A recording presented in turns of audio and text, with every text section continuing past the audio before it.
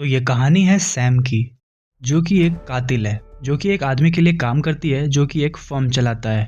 और सैम को नेथन जिसका भी नाम बताता है वो उसकी खटिया खड़ी कर देती है।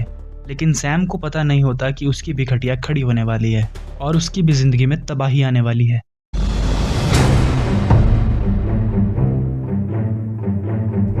कहानी की शुरुआत होती है और हम सैम को देखते हैं जो कि अपने काम पे है, यानी वो लोगों को मार रही है। लेकिन इस बार अचानक उसकी उम्मीद से ज्यादा लोग उसके सामने आ जाते हैं। लेकिन सैम उन सारे लोगों को बिना डरे मार देती है और इस बीच सैम को भी थोड़ी बहुत चोटें आ जाती हैं। इसलिए वो जैसे ही घर पहुंचती है अपने घाव पर टांके लगाने लगती है। अभी उसे नेथिन का कॉल आता है जो कि उसे कैफे में बुलाता है और कैफे में जाते ही वेट्रेस उसके लिए कॉफी लाती है। और फिर हमें पता चलता है कि सैम यहाँ बहुत दिनों से आ रही है। तभी कहानी 15 साल पीछे चली जाती है, जब सैम 12 साल की थी और सैम इसी कैफे में बैठी अपनी माँ का इंतजार कर रही थी। और थोड़ी देर के बाद सैम की माँ यहाँ पर आती है, जिसका नाम होता है स्कारलेट, और ये भी एक कातिल होती है और वो भी अभी अपना काम पूरा करके आ रही है, इसलिए उसके शरीर पर भी चोटें लगी हुई थी। और यहाँ पर स्कारलेट सैम को बताती है कि उसने कुछ गड़बड़ कर दिया है, इसलिए उसको शहर छोड़कर जाना होगा। लेकिन सैम नहीं चाहती कि उसकी माँ उसे छोड़कर जाए। और फिर तभी स्कारलेट सैम को समझाने लगती है और कहती है कि वो 2 मिनट में आ रही है। और ये कह के स्कारलेट जैसे ही दूर जाती है, यहाँ पर बहुत सारे मुस्तंडे आ जाते हैं और उनमें से एक गुंडा आता है सैम के पास और कहता है कि क्या तुम सैम की बेटी हो, क्योंकि तुम्हारी शक्ल उससे मिल रही है। और इतना कहने के बाद वो एक चाकू निकालता है और सैम से पूछने लगता है कि तुम्हारी माँ कहाँ है। लेकिन जब सैम उसे कुछ भी नहीं बताती, तब वो आदमी सैम के गाल पर चाकू से वार करने लगता है। तभी वहाँ पर उसकी माँ यानी स्कारलेट आ जाती है और वो सैम को आंखें बंद करने के लिए कहती है। तब स्कारलेट जल्द ही इन सारे लोगों को ढेर कर देती है। और अब जैसे ही सैम अपनी आंखें खोलती है तो देखती है कि स्कारलेट यहाँ से भागकर अपनी गाड़ी की तरफ जा रही है और वो गाड़ी से यहाँ से जा रही है। इसलिए सैम अपनी माँ के पीछे भागती है। लेकिन स्कारलेट सैम को अपने साथ ले जाना नहीं चाहती थी, इसलिए नेथन सैम को पकड़ लेता है और स्कारलेट यहाँ से निकल जाती है। और अब कहानी दोबारा से प्रेजेंट में आ जाती है। अब हम देखते हैं कि नेथन सैम के पास आता है और नेथन सैम पे बहुत ही ज़्यादा गुस्सा है, क्योंकि उसने अपने आखिरी मिशन में ज़रूरत से ज़्यादा लोगों को मार दिया। इसलिए अब नेथन के लिए परेशानियां बढ़ रही हैं। सैम कहती है कि अगर मैं उन लोगों को नहीं मारती तो वो लोग मुझे मार देते, इसलिए मुझे उन्हें मारना पड़ा। और अगर तुम्हें इतनी ही समस्या हो रही है तो अगली बार मैं उन्हें नहीं मारूंगी, लेकिन वो लोग मुझे ज़रूर मार देंगे। अब नेथन इन सारी बातों को साइड रख करके सैम से पूछता है और कहता है कि तुम्हारे लिए एक नया मिशन है। हमें पता चला है कि एक आदमी बहुत सारे पैसे चुरा कर भागा है और उसने जिन लोगों से पैसे चुराए हैं उन लोगों ने उसे पकड़ने का काम दिया है, और मैं चाहता हूँ कि इस काम को तुम करो। और सैम कहती है कि ठीक है, काम हो जाएगा। तभी दूसरी तरफ हम जिम मैकलेस्टर को देखते हैं, जो कि एक बहुत ही पावरफुल क्रिमिनल है। और अभी जिम के सामने उसके बेटे की लाश पड़ी है और उसके बेटे के साथ साथ यहाँ पर और भी बहुत सारी लाशें पड़ी हैं। और इन सारे लोगों को किसी और ने नहीं बल्कि सैम ने ही मारा है। आखिरी मिशन में सैम ने इन्हीं लोगों को मारा था, लेकिन ये लोग सैम का निशाना नहीं थे। सैम को किसी और को मारने का कॉन्ट्रैक्ट मिला था, लेकिन इस गोलीबारी में ये लोग भी शामिल हो गए और सैम ने इन सारे लोगों को मार दिया। लेकिन अब जिम बहुत ही ज़्यादा गुस्से में है और वो कैसे भी अपने बेटे का बदला लेना चाहता है।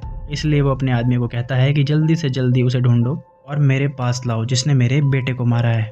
अब हम फिर से सैम को देखते हैं, जो कि लाइब्रेरी की तरफ बढ़ रही होती है। और ये लाइब्रेरी सिर्फ नाम की लाइब्रेरी होती है, क्योंकि यहाँ पर हर तरीके के हथियार मिलते हैं। इसलिए सैम यहाँ पर नए हथियार लेने के लिए आई होती है। और इस लाइब्रेरी को 3 लोग चलाते हैं और ये तीनों भी कभी कातिल हुआ करती थी।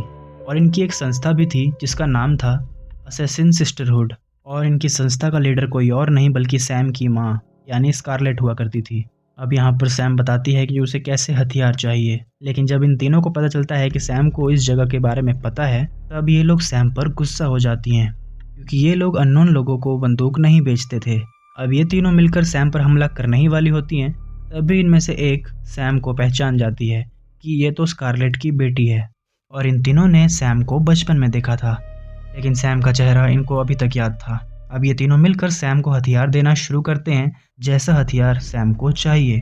लेकिन ये एक एक्सचेंज डील होती है, जिसमें सैम को अपने पुराने हथियार इन तीनों को देने होते हैं। और जैसे ही सैम नए हथियार ले लेती है, तभी उसे नेथन का संदेश मिलता है और उसे पता चल जाता है कि उसका अगला टारगेट कहाँ है। इसलिए अब सैम पहुँचती है एक होटल रूम में, और वो जैसे ही कमरे के अंदर घुसती है, वो देखती है कि बिस्तर पर ही सारा का सारा पैसा पड़ा हुआ है। तभी वहाँ के वॉशरूम से एक युवक निकलता है और सैम उस पर बंदूक तान देती है। तभी बिस्तर पर पड़ा हुआ फ़ोन बजने लगता है फिर सैम कहती है कि इस फ़ोन को बजने दो, मत उठाना, लेकिन वो आदमी नहीं मानता और वो जैसे ही फ़ोन उठाने के लिए नीचे झुकता है, सैम उसे गोली मार देती है। अब गोली लगने के बाद वो आदमी नीचे बैठ जाता है और तभी उसका फ़ोन दोबारा से बजता है और इस बार वो फ़ोन उठाता है और फिर उस आदमी को पता चलता है कि उसकी बेटी को किसी ने किडनैप कर लिया है और इस आदमी ने उन पैसों को अपनी बेटी को छुड़ाने के लिए चुराया था। और अब ये आदमी सैम को बोलता है कि मेरी मदद करो, प्लीज़ मेरी बेटी को बचा लो। लेकिन सैम इसकी एक नहीं सुनती और वो पैसे लेकर के यहाँ से जाने लगती है। लेकिन थोड़ी दूर जाने के बाद उसका दिल पिघल जाता है और वो वापस आती है और उस आदमी को हॉस्पिटल लेकर जाती है और यह हॉस्पिटल भी कातिलों का होता है। यहाँ पर सिर्फ कातिलों का ही इलाज होता है, इसलिए सैम उस आदमी को वहाँ पर छोड़कर उसकी बेटी को बचाने के लिए निकल जाती है। तभी उसे नेथन का कॉल आता है और नेथन उसे पैसे लेके आने के लिए कहता है और फिर सैम कहती है कि मुझे आधा घंटा और लगेगा क्योंकि जिस आदमी को मैंने मारा उसकी बेटी को मुझे बचाना है। मैं वहाँ जाऊंगी और उसकी बेटी को बचा कर लाऊंगी और उन पैसों को भी वापस लेकर के आऊंगी। लेकिन नेथन उसकी बात नहीं मानता और बोलता है कि तुम मुझे पहले लाकर पैसे दो। और सैम अब नेथन की बात नहीं सुनती और किडनैपर्स के बताए हुए जगह पे जाने के लिए निकल जाती है, जिस बात से नेथन को काफी गुस्सा आता है। इसलिए वो अपने 3 आदमियों को भेजता है सैम को पकड़ने के लिए। तभी सैम किडनैपर्स के बताए हुए जगह पर पहुंच जाती है और उसे किडनैपर्स का फोन आता है कि लड़की के पिता कहाँ हैं और फिर ये कहती है कि उसका एक्सीडेंट हो गया है, इसलिए तुम पैसे लो और मुझे लड़की दो। और किडनैपर्स सैम की बात मान जाते हैं और फिर बोलते हैं कि तुम्हारे सामने एक डब्बा है, उसमें पैसे रख दो और अपने सारे हथियार और कपड़े भी, और तुम्हारे पीछे जो कपड़े पड़े हैं उसे पहन लो। और फिर सैम ऐसा ही करती है। लेकिन तभी यहाँ पर नेथन के आदमी आ जाते हैं और फिर वो सैम के पैसों को छीनने की कोशिश करने लगते हैं। लेकिन सैम ने यहाँ पर कच्ची गोलियां नहीं खेल रखी थी, वो अकेले इन तीनों की ऐसी की तैसी कर देती है। शायद सैम हरियाणा से थी और फिर इन तीनों की हालत खराब हो जाती है और जैसे ही ये तीनों बेहोश हो जाते हैं तभी सैम को किडनैपर्स का कॉल आता है और वो पैसों के साथ सैम को कहीं और बुलाते हैं, दूसरी जगह, और सैम वहाँ पर पहुँच भी जाती है। और यहाँ पर सैम पैसे देने के बाद उस लड़की को ले लेती है और तभी किडनैपर्स पैसे लेकर वहाँ से भाग जाते हैं और फिर सैम उन किडनैपर्स के पीछे भागने लगती है। लेकिन इन किडनैपर्स में से एक गद्दारी कर देता है और वो 2 लोगों को मार डालता है और इनके आपस में ही गोलीबारी शुरू हो जाती है और सबसे पहली गोली लगती है गाड़ी चलाने वाले को, इसलिए इनकी गाड़ी का एक्सीडेंट हो जाता है और बाकी के बचे हुए 2 लोग आपस में ही लड़ने लगते हैं। तभी एक आदमी दूसरे आदमी के पास एक बम फेंक देता है, फिर बम फटता है। इस आदमी के साथ साथ इंसान और वो बाकी के सारे पैसे भी जल जाते हैं। और अब सैम जब पैसों के पास जा रही होती है तभी आखिरी बचा हुआ आदमी सैम पे गोली चलाता है, लेकिन वो गोली सैम के हाथ को छूकर निकल जाती है और फिर सैम उसे वहीं पर मार देती है। तभी हमारे सामने हॉस्पिटल का दृश्य आता है। हम यहाँ पर नेथन के तीनों लोगों को देखते हैं जिन्होंने डॉक्टर को अपने साथ मिला लिया है, क्योंकि नेथन ने इन तीनों को कहा है कि तुम्हें अगर सैम को मारना पड़े तो मार दो, लेकिन मेरे पैसे लेकर के मेरे पास आओ। इसलिए इन लोगों ने डॉक्टर को अपने साथ मिला लिया और डॉक्टर के हाथ में एक ऐसा इंजेक्शन है जिसे वो सैम के दोनों हाथों पर लगाएगा और उसके हाथ काम करना बंद कर देंगे। और अब डॉक्टर ऐसा ही करता है और वो सैम को कहता है कि उसे गोली छू करके निकली है और फिर वो सैम को कहता है कि वो इस चीज़ को ठीक कर सकता है, लेकिन सैम उसे मना कर देती है। लेकिन डॉक्टर ज़बरदस्ती सैम के हाथ में इंजेक्शन लगा देता है, जिससे सैम को गुस्सा आता है और वो बंदूक उठाती है डॉक्टर को मारने के लिए। तभी वो देखती है कि उसके दोनों हाथ काम करना बंद कर चुके हैं और अब डॉक्टर भी यहाँ से भाग जाता है। अब सैम बहुत ज़्यादा परेशान हो जाती है क्योंकि उसके साथ एक छोटी बच्ची भी थी और अभी अभी सैम और उसकी छोटी बच्ची को पता चला है कि उसके पिता की मृत्यु हो गई, जिसे सैम ने गोली मारी थी और ये हॉस्पिटल वाले उसे बचा नहीं सके। फिर भी सैम उस छोटी बच्ची से बात करती है। इस बच्ची का नाम है इमली, इसलिए सैम एमी से कुछ मदद मांगती है। वो कहती है कि एक बंदूक को मेरे हाथ से चिपका दो और दूसरे हाथ पर चाकू को, और ट्रिगर पर उंगलियां चिपकाने के लिए भी कहती है। और तभी वो तीनों लोग सैम की तरफ आगे बढ़ रहे होते हैं और अब सैम इमली को छुपने के लिए कहती है। सैम कुर्सी पर बैठ करके बाहर जाती है और वो अपनी कुर्सी को जोर से घुमाती है क्योंकि वो जानती है कि उसके हाथों में ताकत नहीं है और कुर्सी घुमाने से उसके हाथों में मोशन पैदा होता है, जिस वजह से वो निशाना सही जगह पर लगा पाती है और इसी तरीके से वो चाकू को भी चला पाती है। और ये देखकर लगता है कि सैम ने साइंस को काफी अच्छे से पढ़ा था और इसी तरीके से ये इन तीनों से लड़ती रहती है और अंत में इन तीनों लोगों की मृत्यु हो जाती है। और फिर वापस से नेथन का कॉल आता है। अब नेथन सैम से पैसे के बारे में पूछता है और फिर सैम कहती है कि वो सारे के सारे पैसों में आग लग गई, वो पैसे जल गए। भी नेथन बताता है कि वो सैम की और सुरक्षा नहीं कर सकता क्योंकि उसने बहुत बड़े क्रिमिनल के बेटे को मारा है जिसका नाम है जिम, और अब वो उसके पीछे आ ही रहा होगा। इन सारी बातों को सुनकर सैम कहती है कि अगर वो बच गई तो वो सबसे पहले नेथन को मारेगी। तभी हम जिम को देखते हैं जिसे नेथन का कॉल आता है। फिर नेथन जिम से माफी मांगता है और कहता है कि तुम्हारे बेटे की मौत में हमारा कोई हाथ नहीं, ना ही हमारी कंपनी का। जिसने तुम्हारे बेटे को मारा है उसका नाम है सैम और मैं तुम्हें उसका एड्रेस भेज रहा हूँ। और एड्रेस मिलते ही जिम अपने आदमियों को भेजता है सैम को मारने के लिए। तभी नेथन सैम को भी मैसेज कर देता है जिसमें उसने एक एड्रेस भेज रखा है। तभी सैम वहां जाने लगती है और तभी उसे लिफ्ट में वही डॉक्टर मिलता है और सैम उसे मारने ही वाली होती है। तभी इमली उसे रोक लेती है और फिर ये लोग नीचे पहुंचते हैं। और नीचे पहुंचते ही सैम इमली से कहती है कि तुम्हारे रिश्तेदार कौन कौन है, मुझे उनका पता बताओ ताकि तुम्हें मैं वहां पर छोड़ सकूं, क्योंकि यहाँ पर अब बहुत बड़ी समस्या होने वाली है। लेकिन फिर इमली कहती है कि उसका यहाँ पर कोई भी नहीं है। फिर सैम समझ जाती है कि इमली को उसको अपने साथ ही रखना पड़ेगा, इसलिए अब ये दोनों यहाँ से निकलने वाले होते हैं। लेकिन सैम को पता है कि उसके दोनों हाथ काम नहीं कर रहे, इसलिए वो गाड़ी नहीं चला पाएगी। इसलिए वो इमली को स्टीयरिंग संभालने के लिए कहती है ताकि इमली स्टीयरिंग को संभाले और बाकी चीजें सैम अपने पैरों से कर लेगी, क्योंकि उसके पैर अभी भी सलामत हैं। तभी ये लोग अपनी गाड़ी से निकलने लगते हैं। तभी इनके सामने जिम के बहुत सारे लोग आ जाते हैं जो इन पर हमला करने लगते हैं। तब यहाँ पर कुत्ते और बिल्ली का खेल शुरू होता है। सैम थोड़े समय तक छुपती रहती है और फिर उन्हें मारने लगती है और फिर उन्हें मार करके दोबारा से छुप जाती है और फिर ऐसा करते करते वो उन सारे लोगों को मार डालती है। उन सबको मारने के बाद वो निकल पड़ती है उस एड्रेस पर जाने के लिए जो एड्रेस नेथन ने भेजा था।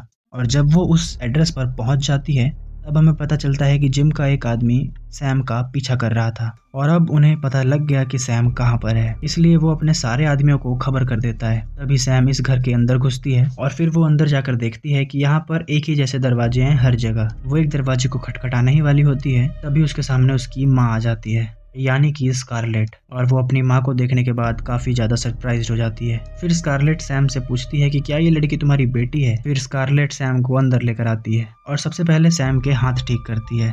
लेकिन सैम यहाँ पर स्कारलेट पे बहुत ज्यादा गुस्सा होती है और वो कहती है कि वो 15 साल से उसका इंतजार कर रही थी। फिर उसकी माँ उसको पूरी कहानी बताती है कि तुम्हारे पिता को एक रशियन गैंगस्टर ने मारा था और मैं बहुत दिनों से उसे ढूंढ रही थी और जब वो मुझे मिला तब मैंने उसे मार दिया और वही मेरी जिंदगी की सबसे बड़ी गलती थी, क्योंकि उसको मारने के बाद उसके गुंडे मेरे पीछे लग गए और मुझे पता था कि अगर मैं तुम्हारे साथ रहूंगी तो खतरा तुमको भी हो सकता है, इसलिए मुझे तुमसे दूर होना पड़ा। लेकिन हमेशा मुझे तुम्हारी खबर मिलती रहती थी और मैं ये कभी नहीं चाहती थी कि तुम भी कातिल बनो और तुम भी मेरे नक्शे कदम पर चलो। इन दोनों में ये बातें चली रही होती हैं, तभी इमली इन्हें कहती है सीसीटीवी देखकर कि दरवाजे पर कुछ लोग आए हैं और इस चीज को देखते ही ये तीनों यहाँ से भागने के लिए तैयार हो जाते हैं। और सैम स्कारलेट से पूछती है कि क्या मॉम आपके पास कोई प्लान है, और स्कारलेट कहती है कि नहीं। और फिर सैम कहती है कि ऐसा कैसे हो सकता है, आपके पास हमेशा कोई ना कोई प्लान होता है। लेकिन स्कारलेट कहती है कि मेरे पास अभी कोई प्लान नहीं है। लेकिन जैसे ही लिफ्ट का दरवाजा खुलता है वो देखती है कि सारे गुंडे वहीं पर खड़े हैं,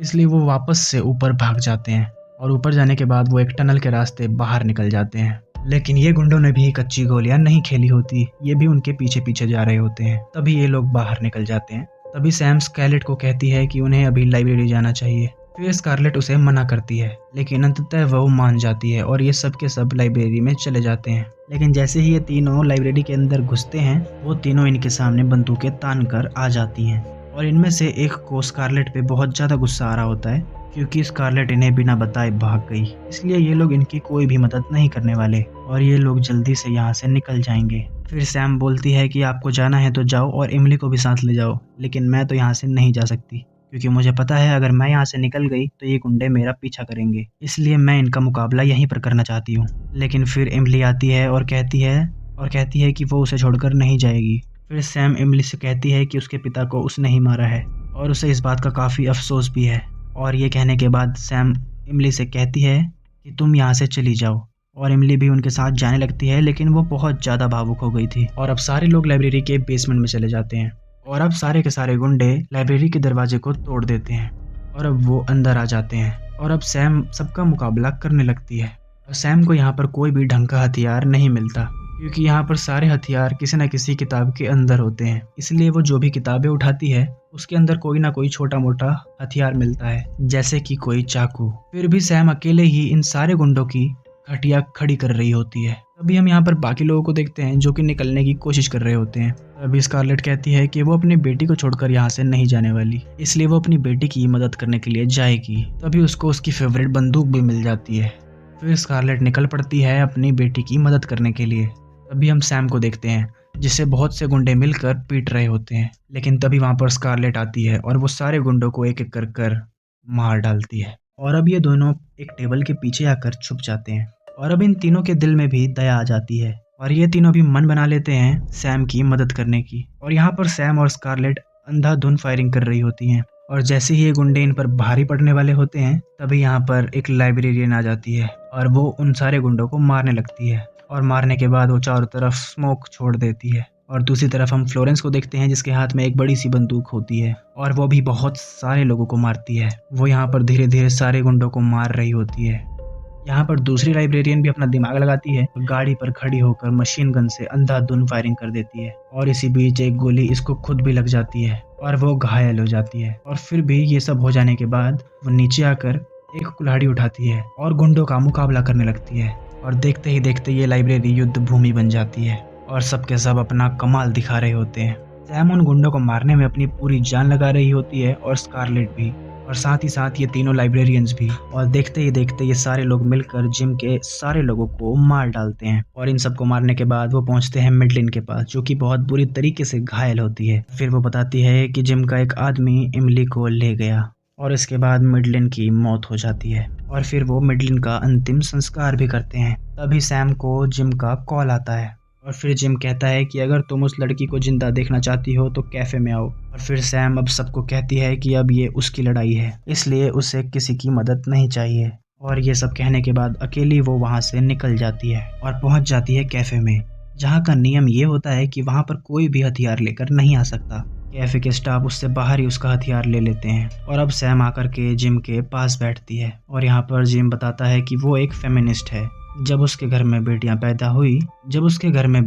हुई तो वो बहुत ही ज़्यादा खुश था, लेकिन वो अपने दिल की बातें कभी भी अपनी बेटियों से नहीं कर पाया। लेकिन जब उसका बेटा पैदा हुआ तब उसको अपने घर लगने लगा। लेकिन सैम ने उसके बेटे को मारकर फिर से उसको उसके ही घर में अकेला कर दिया, इसलिए वो सैम को बहुत ही तड़पा के मारेगा। और इन दोनों की बातें चली रही होती हैं तभी यहाँ पर स्कारलेट आ जाती है और उसने वेट्रेस के कपड़े पहन रखे होते हैं। और यहाँ पर स्कारलेट अकेले नहीं आई होती, वो लाइब्रेरियंस भी इसके साथ होती हैं। और फिर सैम एमिली को लेकर के बाहर चली जाती है और ये कैफे नहीं रणभूमि बन जाता है। हर तरफ गोली बारूद और बंदूक की आवाज़ें। और देखते ही देखते जिम के सारे लोगों की मृत्यु हो जाती है और इसी लड़ाई में फ्लोरेंस अपनी आंख खो देती है। और फिर हम सैम को देखते हैं जो कि फिर से एमिली से माफ़ी मांगती है क्योंकि उसने उसके पिता को मारा, और एमिली उसे माफ़ कर देती है और इसके बाद कहानी ख़त्म हो जाती है।